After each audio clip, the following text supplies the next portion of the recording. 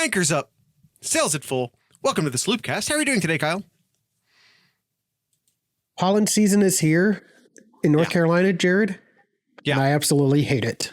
In Ohio, and yes, Sun Card, here is your weather talk. In Ohio, we're in 72 and sunny on Wednesday, snowing on Saturday season. Yeah, I mean that's how it was here as well. It was like in the 70s, warm, and then all of a sudden Sunday morning comes Jared and hey, I hear sleet on the roof. Oh, there's actually snowflakes coming down. Not sticking really, but there's actually snowflakes coming down here in the Triangle area. So, yeah. How's lovely weather? How's lovely basketball season going in the RD area of North Carolina? Well, the preseason number one team did not make it. Which one is that? Such a shame. Which one is that? Such a shame. Which one is that? Such a shame. You have so many basketball that the Tar schools. Heels didn't make it. Such a shame. But the Wolfpack made it, Jared. Oh boy. That's got to be fun for everyone there. Oh yeah. I'm interested to see what everybody's going to say when I'm back in the office here. What about Duke Gangland asks? Oh, they made it. They're in. Is Wake is in your general area too, are they not? Wake Forest, general area. I said general. It's about what, 2 hours away. So yeah, I guess That's close enough. Maybe I don't know. It's like saying Cincinnati is close enough to Columbus. Is it? Yeah. Yeah.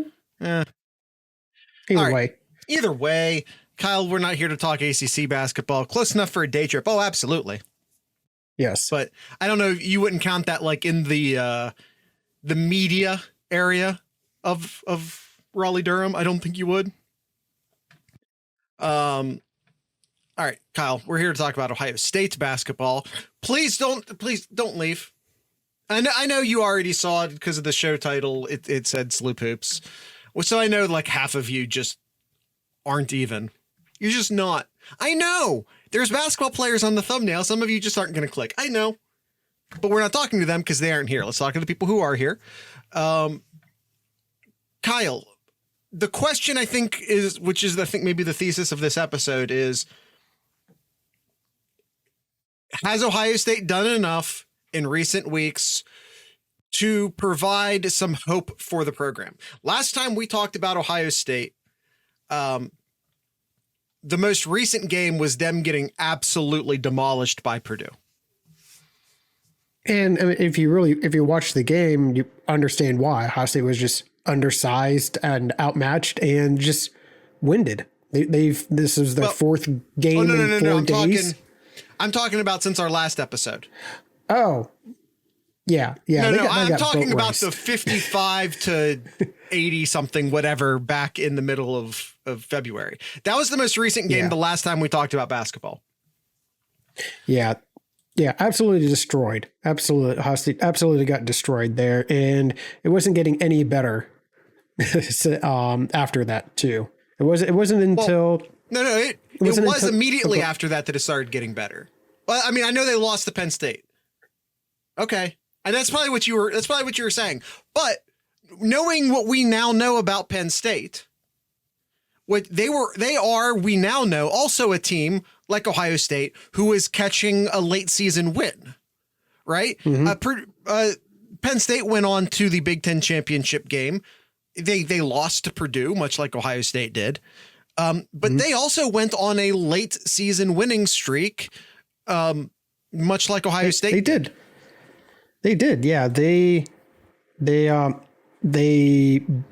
beat Illinois, and then they beat Maryland, and then they lost to Sparty, which they had a chance to do that right before the regular season ended. But yeah, they ended up just getting red hot. They beat Wisconsin, which I thought, Ohio State should be able to beat Wisconsin.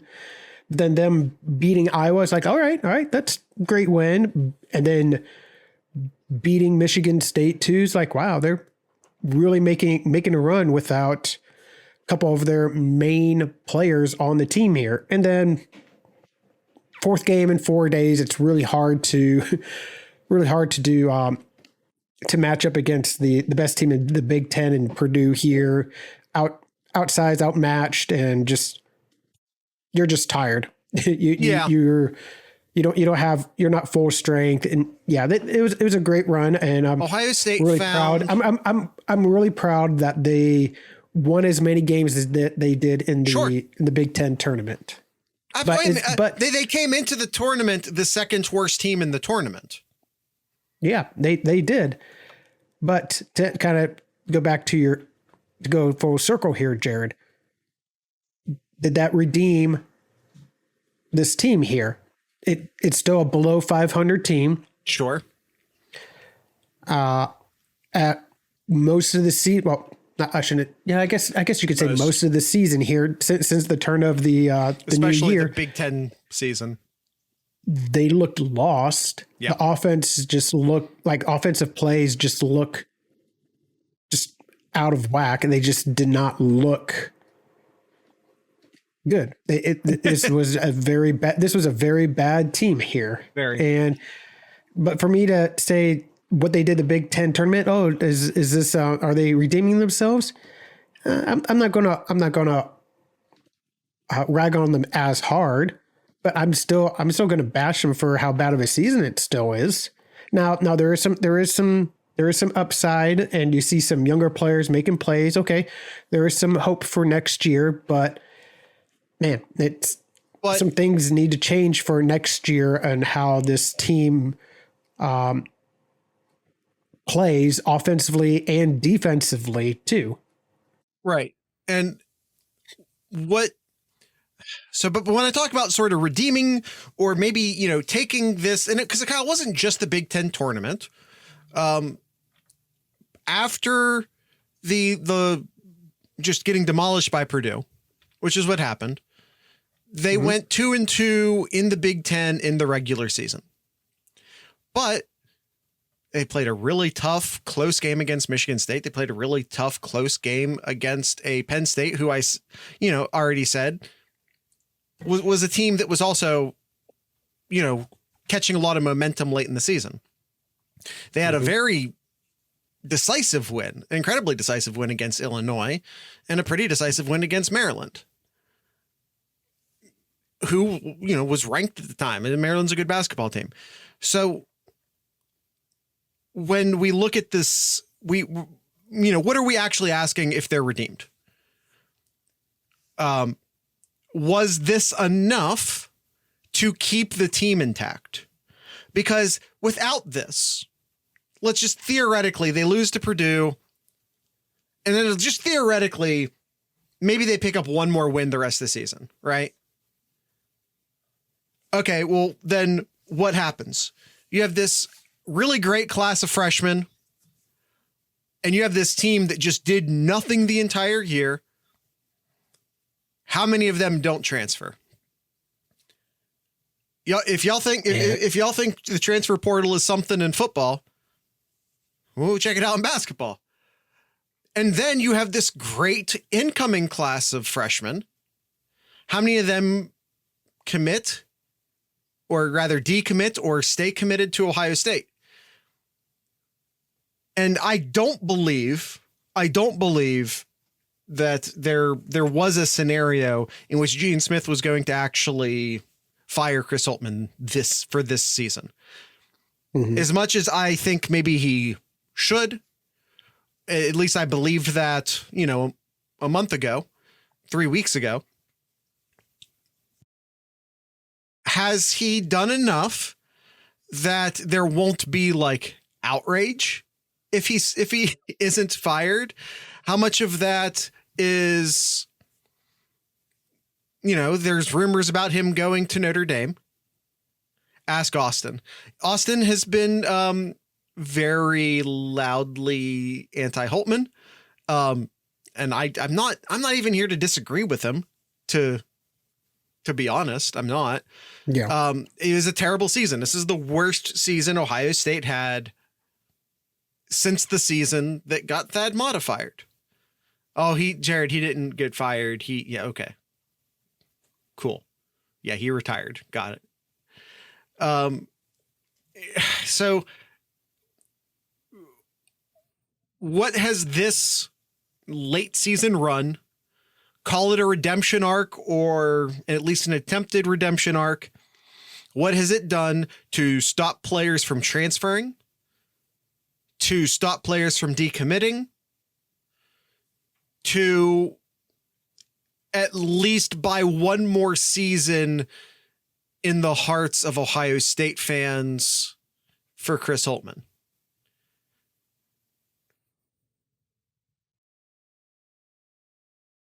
What has it, and we won't know the answers to that for a while yet, but Kyle, do you think that the way they finished this season could have positive effects on next season? Sure, Jared. Sure, it could. Sure, it could. But I think in my mind, I think how they ended the season, beating Iowa, beating Michigan State, making it to the semifinals in the Big Ten tournament, I think maybe has saved Holtmann's job during the offseason. Now, if he has another long stretch where he only wins one game in almost 2 months, yeah, that he's gone. There's maybe in the middle of that stretch, he'd be gone then next year if that happens again. Maybe. That probably depends upon dates in a contract and what it would cost. Sure. But those things play in, Kyle. Those things play in. And unless you're Nebraska football, in which case you'll pay a premium sum of money to fire your coach early. That still blows my mind that happened, but that's a side street we don't need to turn on. But still, it blows my mind that you go on, you beat Northwestern January 1st, but then since then you win one game going into almost the end of February there. You only win one game. Yeah, horrendous. No one is going to defend Ohio State. Like, when was the Purdue game? The February 19th or something like that. Even before that game, when they played Michigan State, where they lost by 21. They only scored 40. And then they only scored 41 points. January 1 to February 19th. No one's going to defend that. It can't be defended. Fire the coach is all you have to say, says Austin. Listen, 1-14. I mean, there were bad. Yeah, there were bad losses right in a row. I know you were talking about the abysmal just beat down against Purdue, but there was beat downs before that too. You lost heavily to Iowa, heavily to Michigan State, where you only scored 41 points the entire game. I'm not so much talking about that game. I'm talking about that game being a delineation point in the season. Ohio State, before that game in Big Ten play, Ohio State after that game in Big Ten play. That's what I'm saying. Because even the loss to Penn State was a decent loss, especially in retrospect. Okay. You pick up 2 good wins and you lose a late one to Michigan State, who again is a very good basketball team, in the last game of the regular season. Then you go way deeper into the tournament than anyone would have possibly predicted you to. The Big Ten tournament, sure. That is. Sure. Yeah, you can definitely look at it that way. Yeah, and you can definitely look at it and say, yep, they went on a hot streak and they won 5 of 6 games there. Yeah, you could definitely say that they went on a hot streak. I would also say there's an important... It's hard for me to look past what happened before that, though. What happened before that's indefensible. And listen, I advocated for letting Holtman go when we talked about Ohio State basketball 3 weeks ago. I did. The thing is, however, is that I don't think Gene is going to do it regardless. I don't think this run saved his job. I just don't think contractually it was a thing Ohio State would be willing to foot the bill to fire Holtman. That's a large sum of money to pay towards a basketball coach, and you're a football school. I mean, let's be honest. If Ohio State needed to fire a football coach who had like a freshly minted $20 million guarantee contract, they'd find the money. Mm-hmm. But are they going to foot that large of a bill for the basketball team? Probably not. They would have to fire him with cause or something like that. And there's nothing to do that with. The only thing here is performance. So I guess I don't believe this run saved his job because I don't think Gene was going to fire him regardless. There is the whole Notre Dame thing in the background. Apparently Notre Dame really wants Chris Holtman. Both Gene Smith and Chris Holtman have denied this, that there's any interest, that there's any possibility that this could happen. Rule 1, the doctor lies. That also applies in basketball in case you thought maybe it didn't.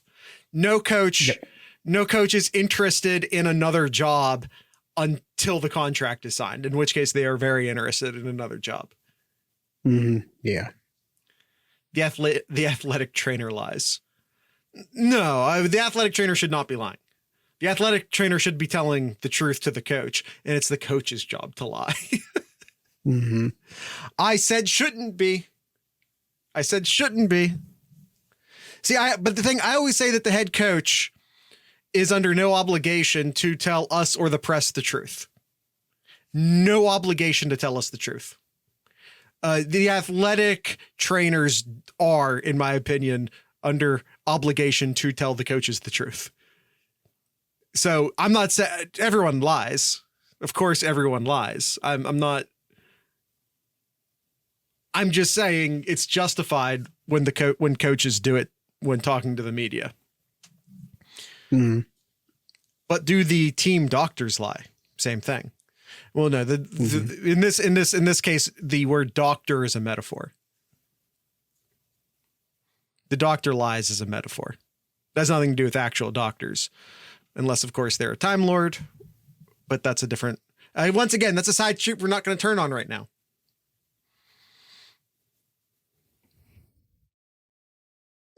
So you were talking about, all right, where does this team go from here? Or, I mean, I think they have some pretty good players. Actually, they have some really good players coming in next year. Real quick. You said the fact that they won a lot late. I would say that how they won is also incredibly important, which is that they won with their young talent. Mm-hmm. They won without their main big man who's been out with shoulder injuries, and then they were out with their one of their best shooters as well. You lose both of those guys, yeah, and you find ways to win here. That definitely says a lot about the younger players stepping up. Yeah, yeah, and again, how you win is also important. They did it with the guys who you hope will be back next year. I don't believe some very talented guys. I don't believe any of them are NBA bound. Not yet. Not after one. No. And you know, for what it's worth, I don't believe that. I mean, that's the thing though. Transfer portals are always looming, right? And again, so we talk about what does this late season run do? Hopefully it keeps these guys in Columbus for one more season. I mean, and again, good.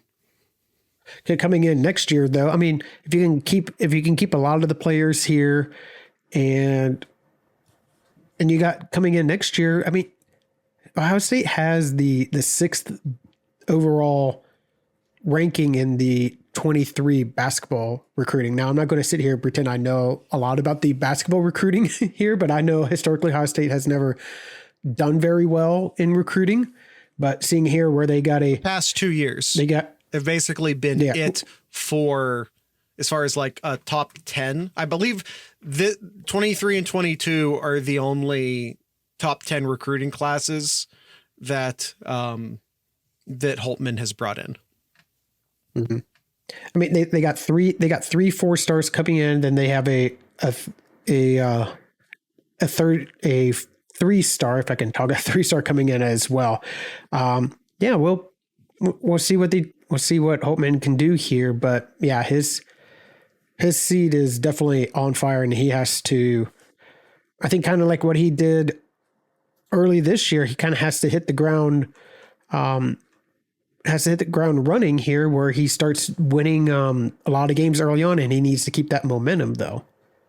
Yeah, and by the way, I think it's also worth re-emphasizing, because Kyle said it, they didn't have, and again, maybe this actually benefited them, with no offense to Zed Key.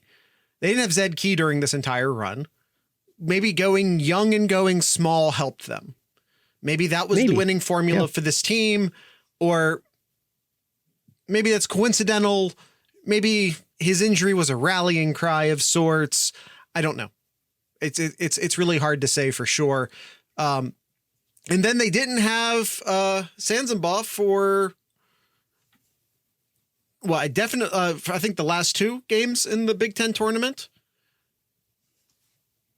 They had him for most of the run, but not for the last, I believe it was the last 2 games. Now, and for what it's worth, not having Zed Key or, a big man available, obviously did them in against Purdue. Mm-hmm. We can blame tired legs, and we can blame a lot of things on that loss, but ultimately just not having an answer for Edey is, anytime Ohio State would get a decent run going, Purdue would just go down the court, toss a super high pass into Edey, who would turn around and put it in the basket. And if he turned around and if he happened to hit someone in the eye with his elbow, well, you can't punish him for being 7'4". Yeah, I can. You can't hit the other guy in the face with your elbow. I don't care if your elbow happens to just be the height of that guy's face because you're 7'4". Yeah, you can punish a guy for being 7'4". As it turns out, yeah, you can. I heard that one too many time watching the basketball tournament this weekend. Ouch. Watching the Big Ten basketball tournament this weekend. You can't punish him for being 7. Yeah, you can. A foul's a foul. Anyway. So he's got a half foot on anybody else on the Ohio State basketball team. That's, yeah, they just couldn't. Not many teams have an answer for that big of a guy. Yeah, but it certainly would have helped to have Zed Key. Yes. No, absolutely. Yes. Yeah. But the question again comes back to, was this run good enough to spark hope in the Ohio State basketball program, keep the 2023 recruiting class together, keep the 2022 recruiting class together? Because you bring in another group of young guys to complement these now when was the last time Ohio State had a group of experienced sophomores on a basketball team? Yeah, not much. I mean, the players that you're losing because of eligibility, you're losing Justice Suing. Played a very important role down the stretch. Yep. You lose Isaiah, who I thought had moments. He had moments here, and then Sean McNeil you're losing as well. Yeah, he transferred from West Virginia, who again also played a good role on the team during this last stretch. And Tanner, forgot about Tanner as well. Okay. Again, so you said Key. I don't know if he's returning or not. He does have a year of eligibility, so yes, he does. but I don't know if he's returning or not. Again, if you can just keep these 2022 kids in Columbus, if you can bring all those 2023 kids into Columbus, and maybe add a Bronny James on top of that. He is in the Ohio State. He is this of Ohio State in the Final Three. I'm not holding out a ton of hope on that, if I'm being honest with everyone here. And as Kyle already, we don't follow basketball recruiting to near the same degree that we follow football recruiting. So I'm not going to say anything that I might regret saying later, but I'm just going to say I'm not holding out a ton of hope that Bronny James is coming to Columbus. But if you can just, again, keep the 2022 and 2023 class together, if you can get both of those or all of those guys on the roster participating next year. And again, a group of experienced at Ohio State sophomores. Maybe they make a run next year. And that's a thing that, again, we talk about what does this run of games do? Has it sparked hope inside the Ohio State football or Ohio State basketball program? I would not have been sitting here saying, hey, do we actually have some really good hope for next year? Because again, when we did this episode 3 weeks ago, it was like, man, are these guys all going to transfer? Man, is this recruiting class, is the 2023 recruiting class going to actually show up? Is it, you know what I mean? Like, that was our attitude. It's like, is this all going to fall apart? Now there's at least reason for hope. You got to get a big guy. You have to develop a big guy, which is what Ohio State, any time that Ohio State has done well. Coming in the, do you have a center coming in the 2023 class? So there's two of them here. You have he's at centers. Yeah, he's like a center. It's their main person, Tayson Chatham. Yeah. Out of Minneapolis. But then they also have I would say he's your true center. He's 6'9" here, Austin Parks out of St. Mary's. Yeah. And then the other players you have is Scotty Middleton, who's a shooting forward from Wichita, and then Devin Royal out of Pickerington Central, who's 6'7". And one of the freshmen from the 2022 class who did not play a lot is also a center. He is from, where is he? Is he from Nigeria? I believe. How on do the team right now? Yeah. From the 2022 class. It's I think how do we pronounce that? Anyone in the chat want to help us out with Akbara? Yeah, Felix. Call him Felix. We're gonna really sloopcast it up and fail to pronounce his name. Okpara? Probably not. He's from Nigeria. I'm sure it's pronounced with an accent I'm completely unfamiliar with. Okpara. Okay. Okpara. Okay, there we go. Part of the freshman class who, again, they didn't get the same amount of experience as the other guys, obviously, but is, spent a year in the system, will be, I assume, I would hope, ready to go next year.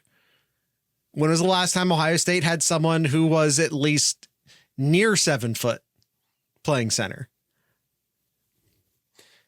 He played really good basketball down the stretch. Yeah. He just didn't get like the same. I agree. I'm just saying he didn't get the same amount of minutes as like Sanzenbaugh did.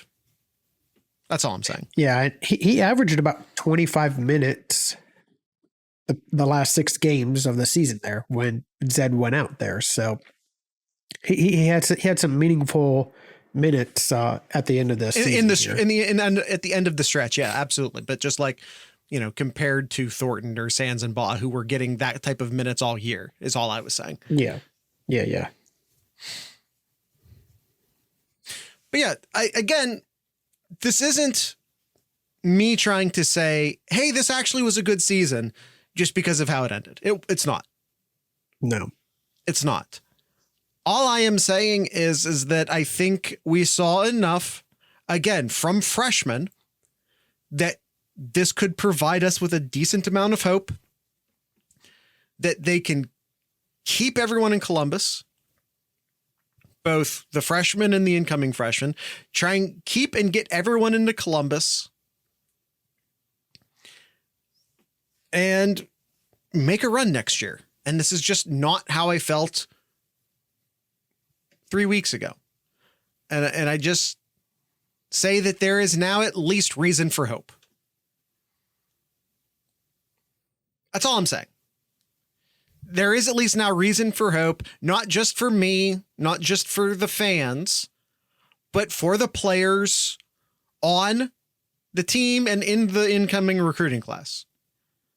Yeah, so I think next year here, Jared, I think from, again, if we're anticipating players who can return back to Ohio State will return back, I think next year you're going to look at definitely Senzenball, Key. I think you put Felix in there. You get some length in there. You have a big center in there. I think from what we saw from Felix, I like what I saw. So put Felix in there. Who else would you put in there? I mean, Austin Parks is coming in. He's small he's 6'9". It's weird to call someone who's 6'9" small. But from a center, he's listed as a center in the recruiting, on the recruiting sites. And Ohio State's had 6'9" centers before. They called them forwards, but they were playing the one, if we're being honest. Just look at Zed Key. So Senzenball, Key, Felix. I really like what I saw from Thornton down the stretch here. So I think you put Thornton there as your point guard, and then I guess I would leave the shooting guard there. Gale looked great down the stretch. Yeah. I put Gale in there, and then you would have some. I think that's probably it right there, Jared. Senzenball, Key, Felix, Thornton, and Gale, I think is what you would look as your starting five for next year. Which I think I don't know. I don't know how I feel about Zed Key coming back, if I'm being honest. Now, when you look at this team, is it going to be, this team is going to make a large stretch in the tournament? It doesn't appear on paper here, but I think this could be a much better team than what we saw the 2022-2023 season. But it can reshape the perception of Ohio State. And the perception of Ohio State, or any basketball program or any football program, the perception is what drives new talent to the team. Perception is wildly important in college athletics. It's not important anywhere else in athletics except in college athletics, because we're talking about kids. We're talking about high school kids. And the national perception of a program is wildly important if we're talking about impressionable teenagers. So hopefully, again, this stretch down the run, this stretch down here at the end of the season helps to at least repair damage caused by the first part of the entire rest of the season. Spark some hope among the fans, among the players, among the recruits, and just sort of stop things from falling apart. And then maybe next year, with the foundation not crumbling, you can actually build something nice on it. Yeah. And I know you're talking about, like I was just mentioning you're starting five. The more I'm thinking about having Zed as the fourth player there, as like your fourth player, which is like your point forward or your power forward. From what we've seen from Holtman here, he likes to spread the field, and Zed doesn't really move all that well. So I don't know. I feel that Zed would have to be your 5 there. But if you would take Zed off there, I really don't know another big guy that you put in there unless somebody just really surprisingly comes forward, like maybe Devin Royal, who's a big power forward out of Pickering Central. Maybe he makes a name for himself and gets some meaningful minutes early on. Okpara is, I think, the guy who you want playing that role. Okpara is going to be your 5. He's your center, but who's going to be the power forward for next year? Because your power forward, your power forward this year was Suing. Suing was that power forward here, but with him gone, who's there to pick up the slack there? Would you put Senzabal into the power forward and then find Senzabal could do that. It's not where I'd want him to be at the 3. Correct. Yeah. That's going to be a big question for Holtman next year is who's going to be that 4 position. Yeah. Who's going to be that 4 position there? Cause I don't think Key would be able to do that, consistently. I am of the belief that Zed Key won't be on the team next year. I don't know anything. I could be wrong. This is not me reporting. I don't report things. I'm not reporting anything. It's just, I am as I'm sitting here looking at the roster, the way we're looking at the roster right now and talking about next season, I am working under the assumption Zed Key is not on the roster next year. That's just where I'm at. Well, then I think at this point, then Ohio State will probably look towards the transfer portal to find a power forward in here then. And you have 2 big forwards coming in. You already mentioned it, Middleton and Royal. 2 big forwards coming in. And they're highly ranked guys. They're both national top 50 guys. Maybe one of them comes in and plays that spot. We'll see. Devin Royal, I think, is more power forward. And I think Middleton's more small forward for what it's worth. But again, you don't really know until they come to campus. Yeah. All right. Do we have anything else to say on the basketball front? Gangland, anything more to say on the basketball front? Kyle, any more to say on the basketball front? Don't expect anything from the NIT, even if Ohio State were to be get the invite. I think they already have the mindset that they're just not going to do it here. They're just too many injuries, and they're not going to. I mean, heck, North Carolina just now, they pretty much said, NIT don't even bother mailing us that invite. We're not going. Yeah, no. But let's be real here. Ohio State and North Carolina are not. Correct. It's like going to the Holiday Bowl. Ohio State's not going to go to the Holiday Bowl. North Carolina, they'd go to the Holiday Bowl. You know what I'm saying? I don't even think Ohio State would even get an invite because there's other teams in the Big Ten ahead of Ohio State that would go ahead of them. Did they make it to the Final Four of the Big Ten tournament? No, they didn't. Unless you're talking about Penn State, in which case, is Penn State a tournament team? I don't know. Point here. I don't know. However, I mean, I don't care either way. NIT, I don't care. I don't think. Listen, Ohio State's not above the NIT. Yeah, I agree. Wish we saw what we saw at the end consistently. Agreed. It does need to be said in regards to that, and this is not me trying to just give a pass for the beginning of the season, because I'm not. They had too much talent on the team to do what they did in January and the first 2/3 of February. I'm not excusing it by any means.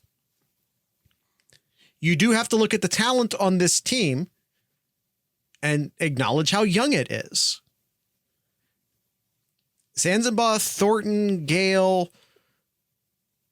It's not outrageous that the freshmen just put it together late.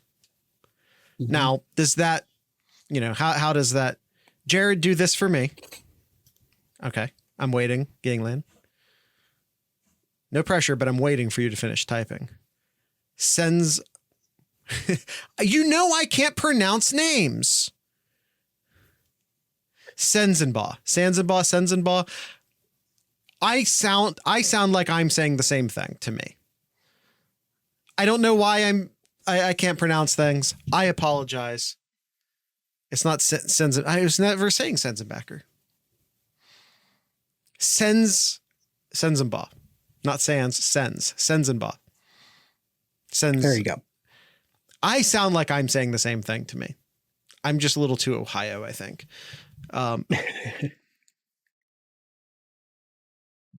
Anyway, to focus super quick, and I mean just super hyper quick on this, Kyle, football for just a moment. Starting to look like that CJ Stroud will be going number 1 overall. Oh, do tell. Well, Chicago traded out, which everyone was expecting them to. Maybe the surprising part is that they traded with Carolina. I don't know if people were expecting Carolina to move all the way from 9-1. They paid a very pretty penny to do it, which, yeah, moving all the way from 9-1, that's going to cost a lot, but they did it. And ever since that trade was completed, the Vegas odds have shifted considerably that the number 1 overall pick will be CJ Stroud. So just ever since the trade, Vegas has shifted its numbers quite a bit. Interesting. That's all I'm saying. Again, no inside info, just pointing out what I'm seeing happening in the trends. If you stuck with us this long, through all the basketball, if you stuck with us this long, can someone please, you can reach out to us in the Discord, sloopcast@gmail.com if you want to send us an email, in the YouTube comment section. Can someone please explain to me why anyone think Anthony Richardson, the quarterback from Florida, is being considered a first rounder, let alone a top 10 quarterback? Someone please explain that. Are you sure with his size and his athleticism that he wouldn't be a tight end? Drafted as a quarterback. Okay. I can't help you with that. I swear I saw professionals, people who work at CBS and elsewhere.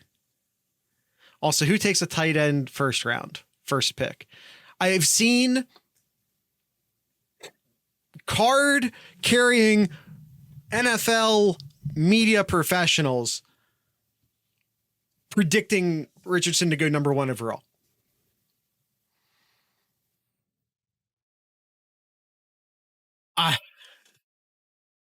I just don't get it. I just don't get it. I really don't. Did these guys not watch football during the season? This is the problem. I think a lot of these NFL analysts don't watch enough college football. They're too busy working. No. I think they're too busy working. I think they're too busy working. I think they're very busy focusing on their NFL assignments, and they just straight up have never watched Florida play football. I do not get it. For the life of me, I do not get why he has skyrocketed up the NFL charts. I know he had he had some really great measurables at the combine, but he's a quarterback. I don't care. Mm-hmm. Show me the game tape. The combine means nothing to me. Nothing to me when evaluating a quarterback. I could not give a shit. Watch the game tape. I like how Levis worked his way into a top quarterback. That was there. That was there even during the football season. The Richardson hype has come, like, I think, purely during the offseason. Again, because he did nothing at Florida to impress me. Absolutely nothing at Florida to impress me. But people were touting Levis even in September. Hell, I think what's his face over at ESPN, who's been doing the draft forever, Kuiper, was predicting him as a 1 overall, maybe as early as the preseason, college football preseason. Richard Trinity in the offseason, but it was still going on pre and during the season. I do not. I know that. Yeah, I know that people were touting him as a first round quarterback, which no, but he's like worked his way into the conversation with like what were the top 3 quarterbacks. Now, I guess the top 4 quarterbacks, which is, I think it's ludicrous that Will Levis is in that conversation. Honestly, I think it's ludicrous. Yeah. I don't know. Well, there's 2 quarterbacks in this draft who I think are like, you never say for sure. You never ever say for sure, but as close as you can get to like a for sure quarterback prospect in the NFL, as close as you can get to that, there's 2. And let's be honest, there's only 1 quarterback in this draft. I have concerns with Young. I do. Shorter quarterbacks have an issue in the NFL. That's a thing. He's shorter than advertised. That's an issue. And I think it's obviously enough of an issue to put CJ Stroud ahead of him, because I think CJ Stroud probably should be ahead of him anyway. But anyway, shorter, won't have Bama offensive line. Yeah, that's a big deal. CJ Stroud also, for all of our criticisms of Ohio State run blocking, Ohio State was very good pass blocking football team, especially this year. And also last year, CJ Stroud had a lot of clean pockets to play in as well. So let's, be fair. And also, for what it's worth, much better wide receivers. CJ Stroud, him going to Carolina is, him going to Carolina would just, he has like nothing around. He would have nothing around him. When they had to trade a wide receiver to move up into the spot. But that's just how it is. That's how it goes. Yeah. Look at Justin Fields in Chicago. He's doing great, but the team's awful. Now, he benefits from, a loss for CJ Stroud in the wide receiver room is a gain for Justin Fields in the wide receiver room. So with Carolina and Chicago swapping, so Chicago is the 9th pick there. Yeah. Well, could you potentially see a Buckeye throwing to another Buckeye there, perhaps? Right college, wrong position, in my opinion. I mean, like JSN. I know what you meant. Okay. And I'm telling you that they need to draft, in my opinion, a different Buckeye. Okay. And it's Paris Johnson. Fields needs so much help on the offensive line. They just picked up a wide receiver in this trade with Carolina. They did get, and I don't know how well it's working out for him. I know they picked up Claypool from Pittsburgh in a trade. They're trying with the wide receivers. They are, but CJ Stroud, Justin Fields needs some help up front. And that's there's a couple good offensive linemen available. So I'll be biased and say pick Paris Johnson. But there's probably like 3 different offensive linemen who they could take in that spot. He's no wide receiver 1. No, Claypool is very okay. Saying that Claypool is very okay is very accurate. I agree. DJ Moore, that's who it was. Yeah, that's who they picked up in the Carolina trade. Here was moving up 8 spots, Jared. Moving up 8 spots. Swapping their number 1 pick. The number 61 pick, which I guess is a second round pick. Yeah. A first round next year, a second round in 25 plus DJ Moore. Yeah. Yeah. I think you're right. I think you're right, Jared. Yeah. Get a very, very good offensive lineman to help protect your star quarterback. By the way, with both of Carolina's picks. Yeah. Like, let's get this offensive line thing figured out in Chicago. That's my opinion. All right, Kyle, we got some football talk in at the end there. I think we're good. Do you have anything in Kyle's corner? I actually do. Talk about one of the greatest athletes in Ohio State history. Just won her 4th national shot put title. Okay. Talking about Adelaide Aquila, her 4th shot put title, national title, this time in the indoor championships. She'll go down as one of the best to do it at Ohio State here. Yeah, it's Do you have anything? Amazing. She was on Team USA back in 21. Fun fact: when she won her title here in the indoor meet just recently, she came into the final round 5th. But then she had an amazing throw. It says here that she threw an indoor personal record of 19.28 meters. To break her previous program record. You generally throw further indoors? If you don't know, you just say you don't know. I don't think it really does it because it's a big metal ball, but I don't know. If they feel it is almost 60 feet. Yeah. If they feel the need to differentiate between records, I then jump to the conclusion that means one is more significant. Like, does that mean one is more difficult than the other? Is what I'm asking. Weather doesn't really affect shot put. Then why are they separate records?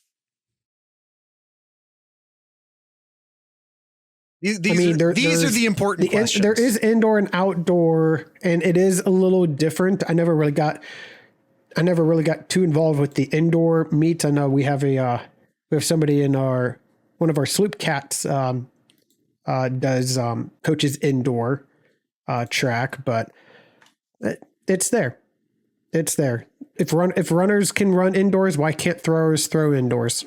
I am only asking why they feel the need to differentiate between the records. That's all I'm asking. Kyle, there's one more piece of important news to mention before we go. Ohio State receives a commitment from an in-state offensive lineman, Mark. And in true Sloopcast true Sloopcast fashion, I'm probably going to mispronounce his name. Nave. I'm going to go long A. All right. I'm going to go long A. You could maybe pronounce that with a short A. I'm not sure, but I'll go with Mark Nave, offensive lineman. Not a highly rated person at this time, but it's early in the cycle and he's an Ohio kid. We all know how that goes because of the way they can't camp because Ohio high school athletic association sucks. He's climbing. Yeah. Well, and the fact that he received the fact that he picked up a Georgia offer after committing. Yeah. Nave sounds like it should be. Don't bring should be's to me. If I'm wrong, that's fine. I mispronounce things all the damn time. Don't should be me. I'm guessing too. I don't need your guess. Take the compliment. Damn it. I don't take compliments. Compliment window is closed. Please see the insult window. I don't know, so I'm not going to try and correct it. Thank you. Listen, if you know I'm wrong, please let me know. If you don't know, shut up. All right. That's it, Jared. That was a pretty cool thing to see, that you got a 4-time national champion in shot put. Yeah, absolutely. I mean, 4-time national champion individual is insanely rare, no matter the sport. Yep. Odds are high he is wrong, though. I mean, yeah. If I chose to pronounce it one way, odds, take the over. Odd favorite is that I'm wrong. Take the over. Yes. She threw for the she did. Team America. All right, Jared. That's it. That's all I got. The show. Tonight's ending music will be brought to you by a Columbus area folk punk band. They're called Two Cow Garage. So with all of that being said, I'd like to encourage everyone to drink local beer, listen to local music, and of course, support local podcasters. Once again, this is Two Cow Garage.